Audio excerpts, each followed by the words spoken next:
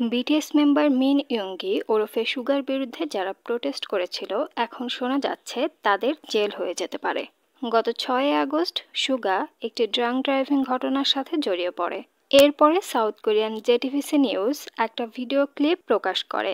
সেখানে দেখা যায় সুগা প্রচণ্ড মদ্যপ অবস্থায় মেন রাস্তা দিয়ে বাইক চালাচ্ছে। এরপরেই এটা নিয়ে বিভিন্ন ধরনের মিথ্যা খবর ছড়ানো শুরু হয়। জেটিভিসি নিউজ এই ফেক ভিডিওটা পাবলিশ করে দাবি করে ওটা সুগার ভিডিও ছিল। ফলে কোরিয়ান মিডিয়া, নিউজ, এমনকি কোরিয়ার মানুষজন সুগার এই ঘটনার জন্য ব্যাপক সমালোচনা শুরু করে। এমনকি সুগাকে ক্রিমিনালও বলতে থাকে। অথচ পরে জানা যায় জেটিভিসির ওই ভিডিও ক্লিপটি সম্পূর্ণ ভুয়া ছিল এবং সুগা কোনো আইন ভঙ্গ করে মেন রাস্তা দিয়ে নয়, বরং স্কুটার চলার রাস্তা দিয়েই বাড়ি ফিরেছে এবং তাকে দেখে স্বাভাবিক মনে হয়েছে।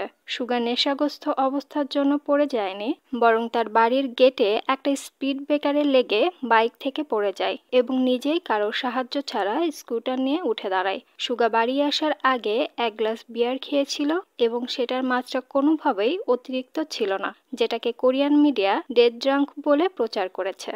এর মধ্যেই কিছু কোরিয়ান কে-পপ ফ্যান বিটিএস এর অফিস হাইবের সামনে এবং সুগার বাড়ির সামনে প্রোটেস্ট ট্রাক এবং সুগার মৃত্যু কামনা করে ফুল পাঠাতে থাকে। তারা নিজেদের বিটিএস ফ্যান দাবি করে এবং বলে সুগার জন্য বিটিএস এর নাম খারাপ হচ্ছে, তাই তারা এমনটা করেছে।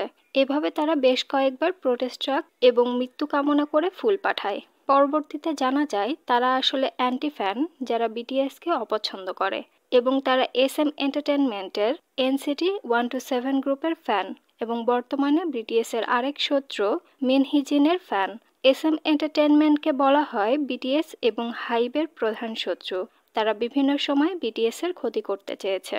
তাদেরই একটি গ্রুপ NCT 127 এর ফ্যান এই প্রোটেস্টাররা যারা বিটিএস ফ্যান সেজে সুগার বিরুদ্ধে এই প্রোটেস্ট করেছে। ব্রেকিং নিউজ হচ্ছে বিটিএস এর সুগার বিরুদ্ধে যারা এই প্রোটেস্ট করেছে তাদের 5 বছরের জেল হতে পারে। 8 সেপ্টেম্বর সাউথ কোরিয়ার একটি লোকাল নিউজ সাউথ কোরিয়ান অথরিটির সাথে যোগাযোগ করলে তারা জানায় এই অ্যান্টি ফ্যানেরা ইন্টারফারেন্স উইথ বিজনেস এই অভিযোগে অভিযুক্ত হতে পারে। অথরিটির তথ্য অনুযায়ী অ্যান্টি ফ্যানেরা ইন্টারফারেন্স উইথ বিজনেস এই অভিযোগে অভিযুক্ত হবে যদি তারা প্রোটেস্ট ট্রাক আর ফুল পাঠানোর মাধ্যমে জনগণের মাঝে ভুল তথ্য ছড়িয়ে থাকে।